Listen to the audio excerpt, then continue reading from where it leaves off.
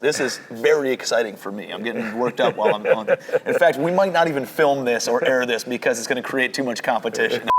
What's up, y'all? Welcome to another episode of Spilling the Beans with Entrepreneurs. I am Tim Bratz. I am going to be sitting down with Marcus Jacober, who is an absolute stud when it comes to tax liens and tax deeds and buying property for literally pennies on the dollar. Marcus is in town right now filming for a Legacy Wealth Academy, which is our library of master classes on all sorts of different topics regarding wealth building, real estate, entrepreneurship, mindset, health, wellness, health, wealth, and wisdom. And it encompasses everything. And so he's actually doing a master class on tax liens and tax deeds. We're going to sit down, and I can't wait to extract information from his brain because this guy knows more about tax liens and tax deeds than most attorneys do. So he's buying properties for literally 80 bucks, 150 bucks. There's some that are $100,000, but he's getting them for deep, deep, deep discounts. And so he's going to spill the beans on how he's doing it. Let's go meet up with Marcus.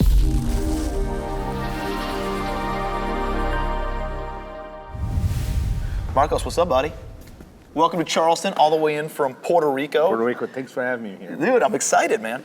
Got a lot of respect for what you do and the impact you make in the community. And so what I'd love to do is spend a little bit of time hearing about your entrepreneurial journey. Okay. Right? How did you get into the world of being an entrepreneur first? Because I like the business aspect of things, and then obviously the real estate aspect of being the deed hunter, right? And talk about some of the things. I know you're filming for Legacy Wealth Academy and a master class for that while you're in town. And so I want to know a little bit about, like, you know, how do you find deals? What's the overarching picture? How do you find these deals? How do you underwrite these deals? How do you fund these deals? And then what does the operations or exit strategy look like? So we'll dive into all of them, but I want to hear about you first, man. Tell me about how you became an entrepreneur. How I became an entrepreneur. Yeah, man. So everything happens when I arrived in the United States in 1998. And although I'm a Brazilian, my life wasn't always a carnival, right? And I came here in pursuit of the American dream with $100 in my pocket. So I had all kinds of jobs, working in construction, cleaning houses, had a restaurant. And then I always have this thing about real estate. So I read a book called Rich Dad Poor Dad. That's when I started investing in real estate. Because I noticed that's only three pillars for you to build wealth. You gotta own your own business. You gotta know a little bit about investments in real estate. Right? To me, the real estate is the best strategy in the world, and is the one that produced the most millionaires. Yep. And preserved the most millionaires. And preserved, too, right? Good. And so I gotta ask, like, what is it like coming to the United States? Like, I'm born in the United States, right? And I think most Americans who are born here don't realize how good they have it, and that's why they get lazy. That's why they don't make it. Like, most Americans, they take it for granted, right? You coming from another country, coming here, like, what's that like, the American dream, thinking about the American dream? Has it played out the way that you've wanted it to? And what are some of those hurdles that you've had to face in, I don't know, owning property? Are you able to go and can somebody move here and buy a property right out of the gate? Can they get financing right out of the gate? Like, what does that look like? Yes. So I think that what plays against most American is that you guys have it too good. Yeah. Even if you struggle a little bit, the life that you have today, that you struggle, it's somebody else's dream. Right? It's a great point, man. So perspective, right? What are you comparing it to? Exactly. And we don't take it. I remember when I first arrived here, my dream was to make $800 a week. I'm like, oh my God, when I make $800 a week, I'll be $40,000 a year, huh? Oh my God, I'm gonna be the richest man alive, right? And of course, that for us, when we come here, it's language barrier, right? We didn't even know how to communicate, but little by little, pure like plowing through it, we start growing and we start getting there. And for us, this is where the opportunity is. Well, I see immigrants that come here and they go straight to the top, right? They have this amazing work ethic. They have this incredible ingenuity. They have this resourcefulness in order to solve There's immigrants getting here problems. that they walk 2,000 miles to get here. Think about that from a let me pay the price, like let me figure out even how to get to the United States, and then once they get to the United States, they take that same resourcefulness, right, into business and into making money. And do you think it's something that's kind of inside you, or do you think it's kind of something that's ingrained in people who come to the United States? I mean, there's probably already some sort of a risk aversion in order to want to leave your country, have the ambition to leave your previous country, and figure out a way to get to a new country. I feel like there's some certain skills or intangibles or values or traits that people who immigrate in the first place probably take, and then they come and then they have open opportunity, and that's why they go straight to the top. See, Tony Robbins, you know, I'm a Tony Robbins guy. Tony says that you change either for pleasure or for pain, right? So imagine you deciding to leave United States and I'm going to go to a foreign country where I don't speak the language, where I don't know anybody, and I'm going to try it out. In order for you to have the courage to do that, you must be struggling a lot. Things have to be very painful. And when you say enough is enough, that's when you start diminishing all the negative sides of that journey, and you're like, I have no other way but that. I have no other opportunity than that. So it's that or nothing, right? And I think a lot of Americans, they don't have that because the life is average. It's not painful enough. It's not painful enough. They're like, oh, I'm going to try. For a lot of immigrants, there's no try. It's either I succeed or I die. Either I succeed or I starve. So I think that's what make us wanting to leave where we at, because the pain is too great. Yep. I have so much respect for people who, you know, bring that here and they go straight to the top, and that's why, you know, it excites me whenever I meet somebody from another country that come to the United States, because I know the level of ambition, I know the level of sacrifice, I know that they have something to compare it to. The needs, right? Right. And they appreciate, and the level of gratitude for being here versus, right, like people just take it for granted who are typically born in the United States. And so it's just, it excites me, man. I love seeing people who come here who want to go straight to the top. In what other country in the world somebody can arrive with $100 on the pocket and they have $10 million after 15 years? Like, amazing. Where? Like, without, I can barely speak English though. You know what I'm saying? So where else? I don't know. So that's why I love America. I know. I like to say that I wasn't born here, but I came here as fast as I could. I love it. I love it. No, man, it's inspiring, and so I think that's an important piece of to talk about and convey to people who, you know, watch this and have making sure that they understand how good we have it, and to not take it for granted, and to put the work in, because it's almost like, you know, for me, I feel like I owe it to other people, right? 100%. Like, we have the ability to do it. I have the responsibility to do it, you know? And so it's super inspiring. So, and I have that contrast because, you know, I ran a community of Brazilian investors, deed hunters. I have a Spanish deed hunter community, and I also have American deed hunter community, so I can experience. Yeah, you see who's ambitious and who's right. 100%. That's great. So talk a little bit about, you come over here, you're doing some odd jobs, you see some opportunity, you start your own restaurant, right? Yes. And then you had some other businesses, and instead of you, right, doing the work manually yourself, you started building out a business and things like that in order to understand and elevate up a little bit. So I got into the restaurant industry. It was I knock on somebody else's restaurant door and say, hey, can I work for free? Because in my mind, if I learn how to cook, I can get a better jobs. And the guy was like, come back in a week from now, I'll let you know. And I left the restaurant pissed. I was like, what do you mean? I'm asking to work for free. So when I came back, the guy said, would you like to be my partner? I was like, what do you mean by that? He's like, I have this restaurant for 20, 30 years, made a lot of money, but I can't enjoy the money that I made because I'm working. And to me, nobody has ever asked to work for free. So I'd like you to make you my partner. So that was the first opportunity that I had in my own business. So a year and a half after I got here, I had 55% of a restaurant with 13 employees. I mean, and then you think about other people who, think about the difference in the conversation there, right? You led with, how can I provide value for you as a business owner, and in exchange of in experience. exchange for only experience and learning and intangibles, and that business owner respected you so much because everybody else says, "Can I pick your brain? Exactly. Can I extract from you without leading with any value?" And at that time, you became 50% owner of a business that's been in business for 20 years because of the ambition of wanting to lead with value versus. And at that time, I had three jobs, and my goal, I only had like one day off, half a day off a week.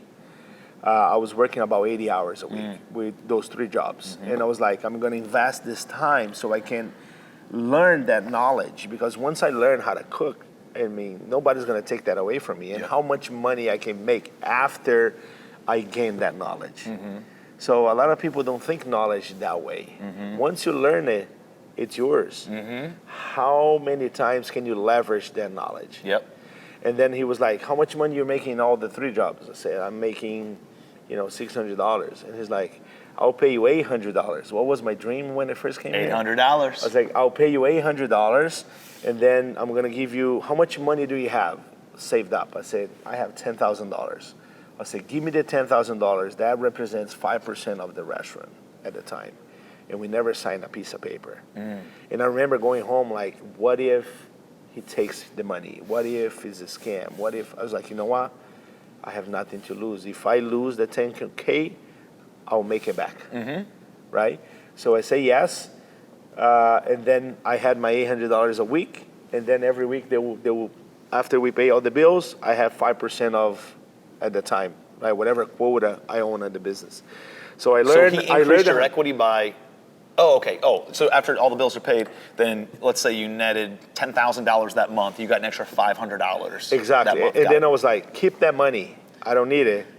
And then next week I have 6%. Next week So you bought in for a little bit more every single time. And then when I left the restaurant two years later. Because you're already rich, man. You're making $800 a month. Exactly, right. That was my right. So you don't my need that. dream.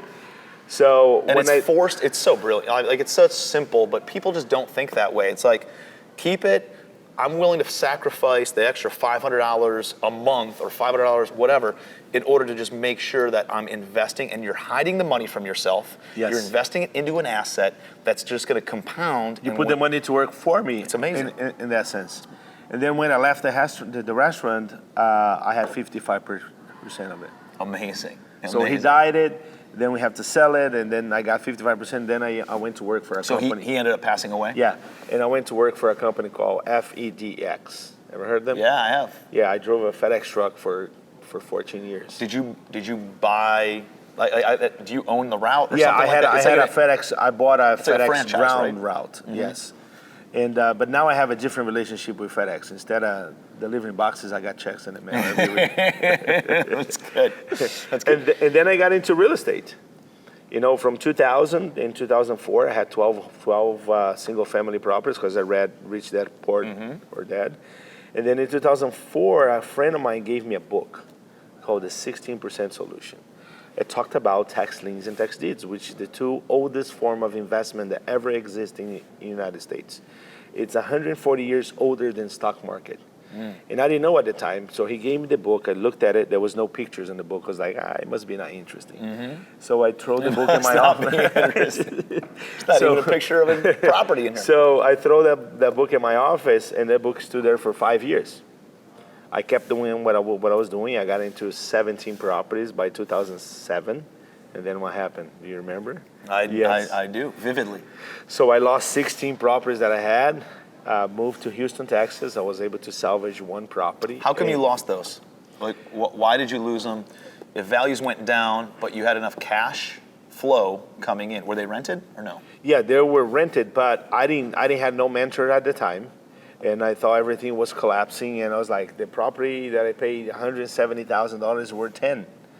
So even though it was cash flowing, you said, yes. hey, it's not worth what I'm into it for. Let me just give it back. So because I didn't have because I didn't have a mentor, so I lost all that property because I had to retire at that time. I was doing only real estate, and I had to go back to work, and I just gave everything back to the bank.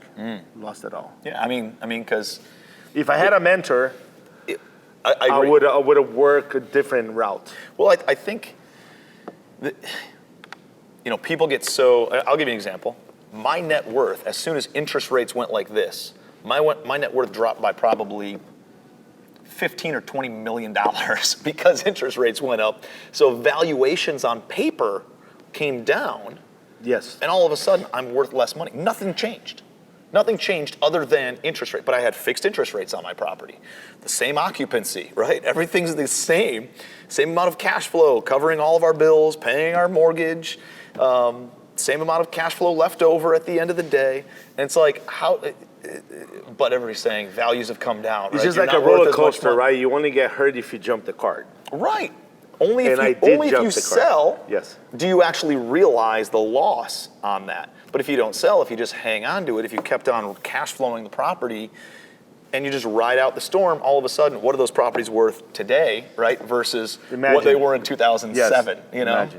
Imagine. They're probably $350,000 as opposed to $170. Yeah, but back in the day, my mind was like, I have no job. No, totally. I get it. What's going to happen if I can't make the mortgage payment or if somebody default or whatever? So I decided. And when you have the ability to Yes. then give it back, and I that didn't was know like better. the standard government thing, and the news is saying, hey, you can hand these properties back. That's what everybody did. And also is the W-2 mentality, right? Where when you owe somebody something, there's a good death and a bad death, right? So to me, it was like, I can leave, like afraid to have that commitment. Yep. No, that makes sense. So I mean, ended up short sell all the properties and I only kept one. interesting. Then I had to go back to FedEx. That's what I did for the next 7 years. And then one day, 5 years after, end of 2008, beginning 2009, I was cleaning my office. I clean my office more often than every 5 years, okay? And I found the book and I decided, because I didn't have my credit went back bad, I didn't have no money, and I thought my real estate career was over. There's nothing that I can do. Yeah. So I read the book, and then I learned about tax liens and tax deeds. So tell me about tax liens and tax deeds. How can somebody get involved in tax liens and tax deeds when they don't have any money, like you didn't have, when your credit was messed up because you had a bunch of short sales on there? Okay. How does somebody get involved in that kind of stuff? Like, So- what are the opportunities with tax liens and tax deeds? So think about this. What is the number one thing that generates a real estate deal? What's the number one thing that generates a real estate deal? Yeah, what is the genesis of a real estate deal? Finding an undervalued deal, That's what you call, what's the name of it? a wholesale or a discount, Or a lead. a lead. Lead is what generates any real estate Right. deal. Would you agree? Yeah. Right. So I mean, that's the genesis of a deal. Is Yes. a lead comes through. Yes. That And- could be potentially a seller or a motivator. and it doesn't matter if you do multifamily, commercial, right? It always starts with the lead. And most real estate entrepreneurs, they develop systems to find leads, right? Either it's cold calling, or knocking on door, outbound or mail, postcards, or running ads, right? It's always to generate leads. When the lead comes, you have to qualify the lead. And how you qualify it? There's two ways. You need to qualify the seller, and you need to qualify the deal, right? You have to do the underwrite deal. Many times you qualify the deal, there's money into the deal, but the seller is not stupid enough to sell you under the market so you can make money. A lot of times you qualify the seller, but the deal is no good. There's no money in the deal. So that's why you have a big percentage of leads coming in that cost a lot of money, right? And then you have a few percentage that you were able to close. Right. Make sense? Yeah. What if I tell you that in every single county in the United States, you have a list of 5,000 leads, which means there's 5,000 properties, commercial and residential. On average, in every county. On average. Like in Ohio, there's 88 counties. There's 3,100, Ohio is one of the best places to do it, by the way. There's 3,144 counties in U.S. If you multiply that by 5,000 leads, it's on average 11.5 million properties sitting on the county books right now. Now consider 1.4 million properties that goes to the tax cycle, and we're gonna get that in a minute. Every year we have 1.4 new properties coming into the cycle, and you have right now 11.5 million leads. And define where these leads are coming from. Define where these properties are coming from. I'll tell you. It's from people that don't pay their property taxes. Okay. So what we do as a deed hunter, we grab a hold of this 5,000 leads, and now I only have one job: qualify the deal. Is that a good property? How much am I going to pay? How much is it going to cost me? Because it's already a motivated seller because they can't afford their property taxes. And by the way, no, but you're buying from the county, not from the homeowner. So it's not just somebody who's late on property taxes. Well, they were late on one time. And then they lost the property. And then they lost the property. Got it. Right? And now the county owns it. The county is the trustee. And the county is a very motivated seller because the county is not in the business of real estate. Yeah. They're in the business of collecting taxes. So basically, I underwrite the deal. I'm going to see how much that property is going to cost me, how much I can sell at the market. I pay the back taxes. A lot of times I offer less what's owed, and the county accept about 81% on the dollar.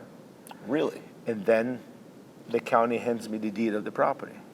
And then I can either flip the property, I can sell to a flipper, or if the property doesn't need any work, I can just put it on the market and sell it. I can rent it, I can do whatever I want to.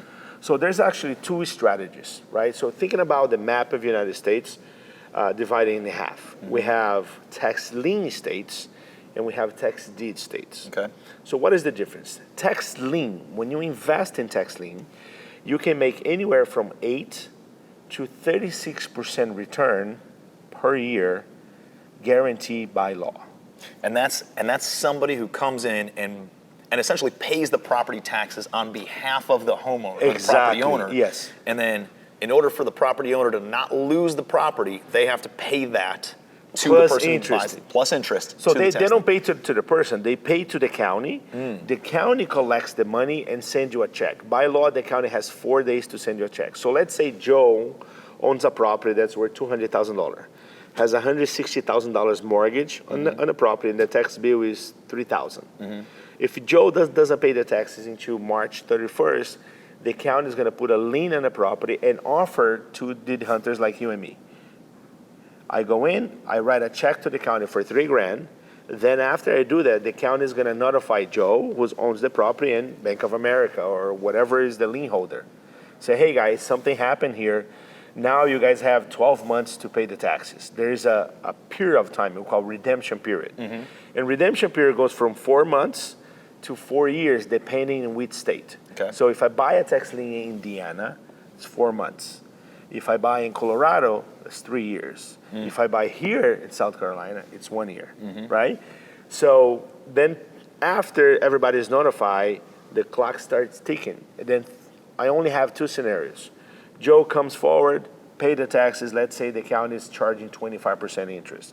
Joe has to pay the $3,000 plus 25%. The county collects all the money. As soon as the county collects the money, sends me a check for my $3,000 plus the 25%. That's scenario number one. Scenario number two, let's say the redemption period is expired. Joe doesn't come forward and pay the taxes, neither the bank. And the bank typically doesn't do that?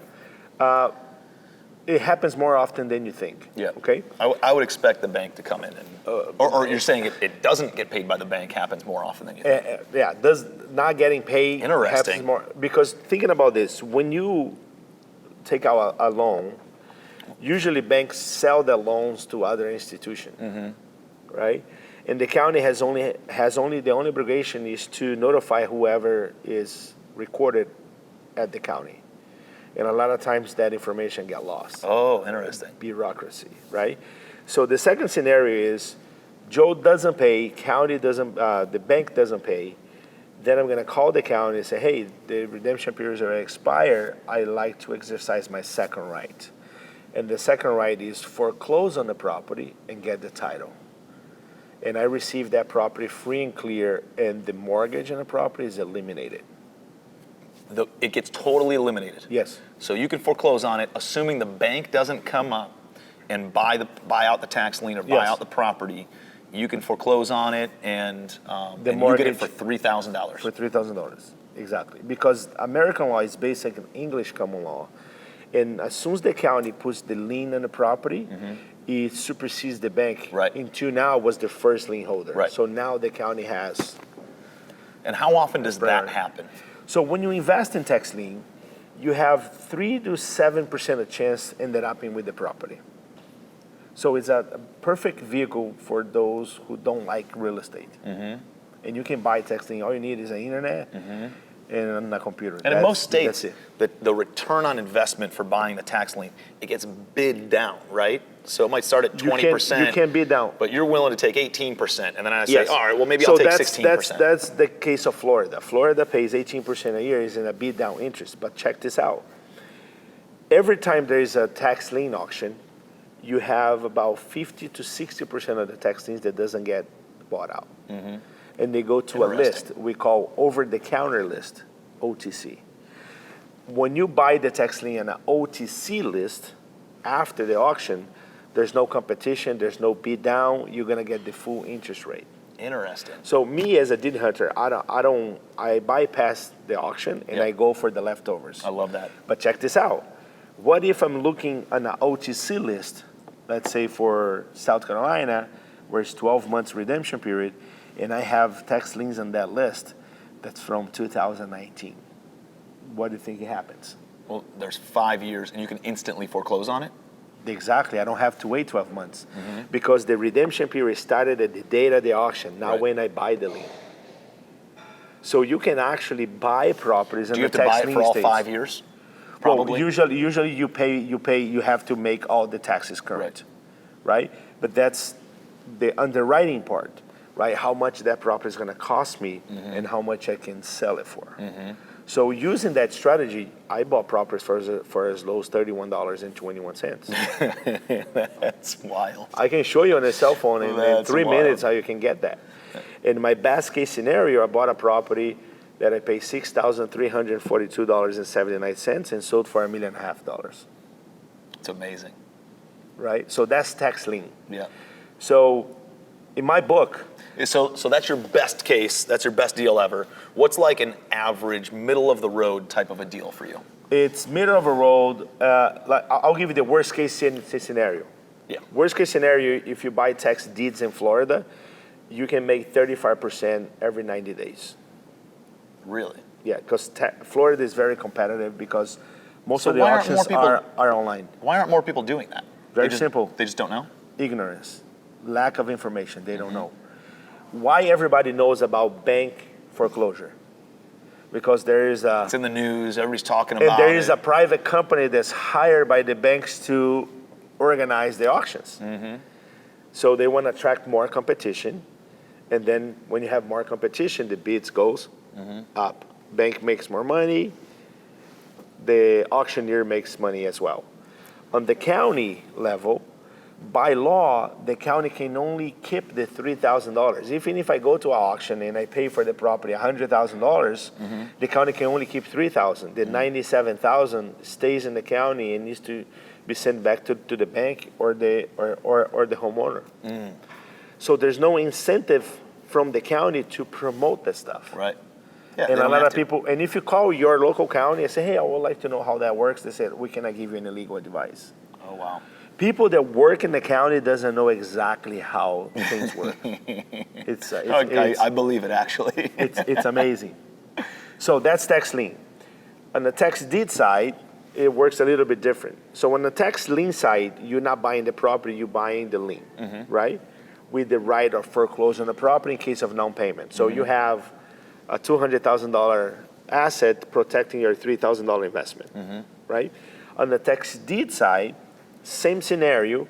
What the county is going to do when Joe doesn't pay it, the county is going to wait another 12 months, right? If Joe doesn't pay it within that period, then the county is going to start the foreclosure process. And then after the county starts the foreclosure process, if they don't pay it, then the property goes to auction. And then it's sold to the highest bidder. But as on the tax lien side and the tax deed side, there's also 30 to 40% properties that are leftovers. And they ended up on the list.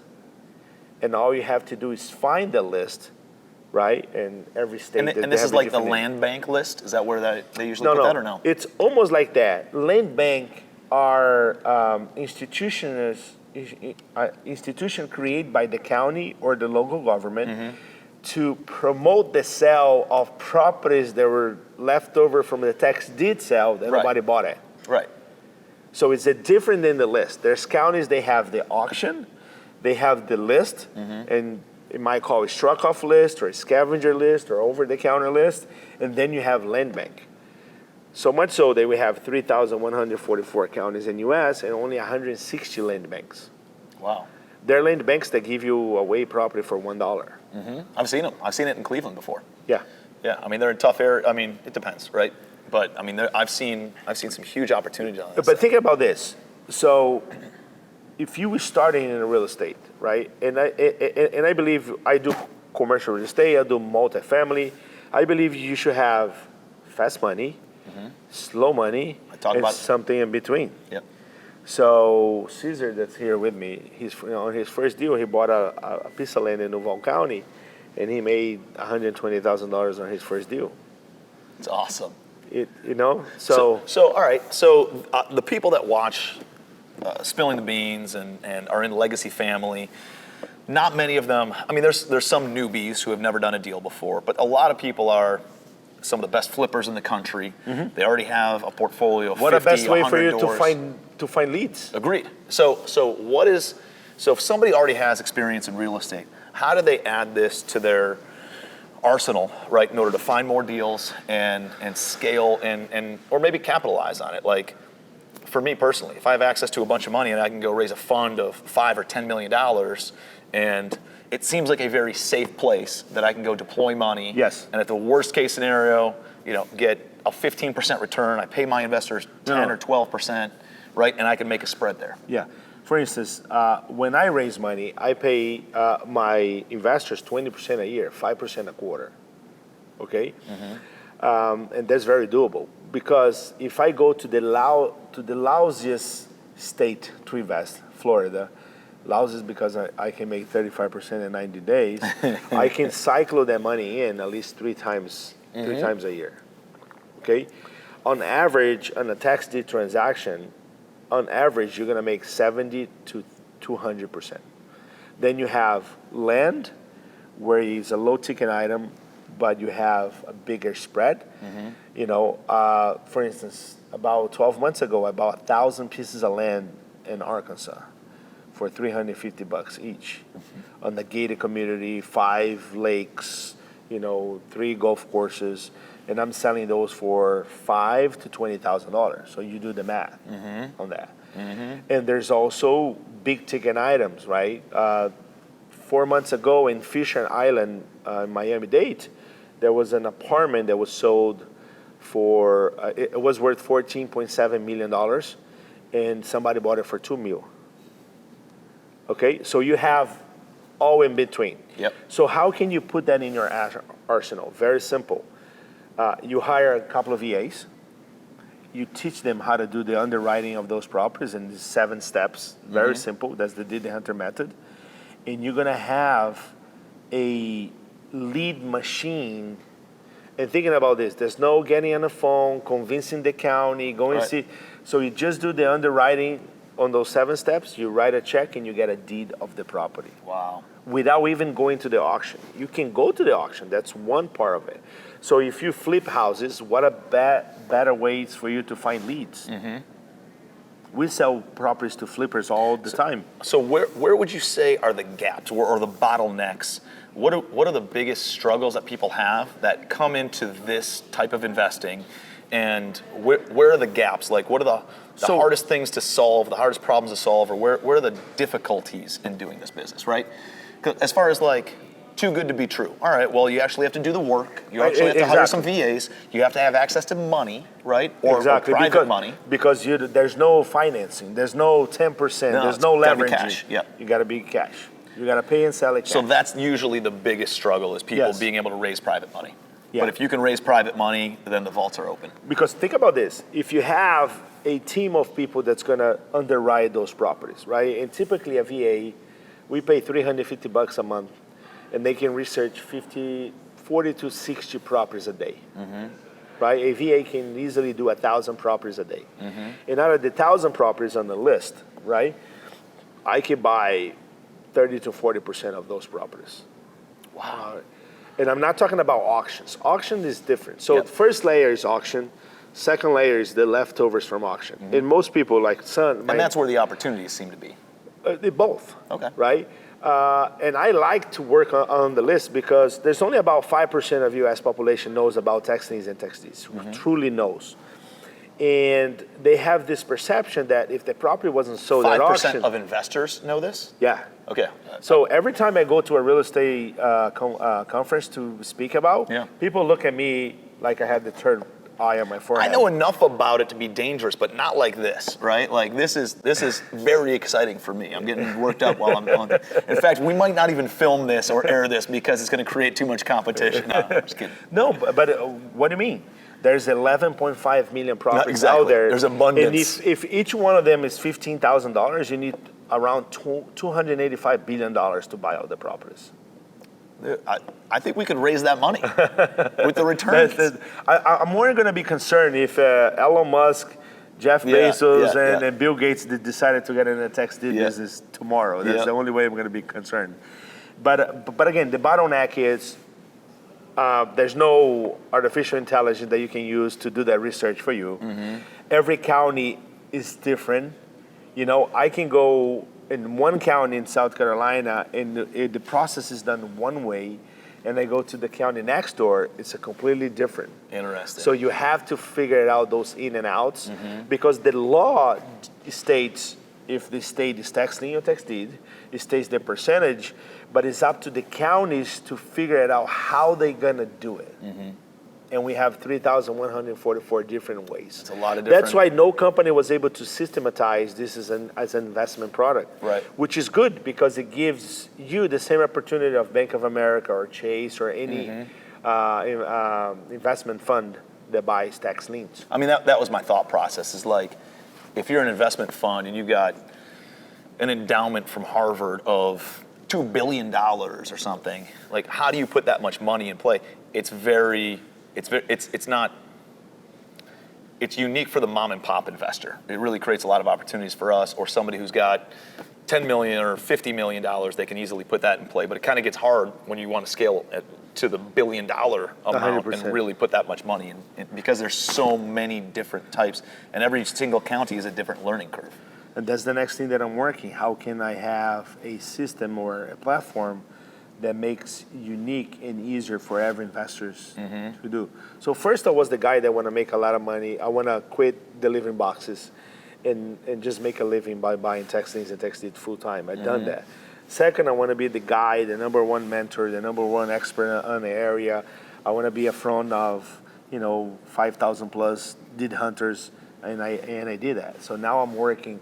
How can I make this accessible to every single investor out there without them have to go through all this? The software, this hurdle. If you could create a software of some sort and be able to access that and navigate that stuff quickly and easily for someone. We already have something like that. We're 60% in.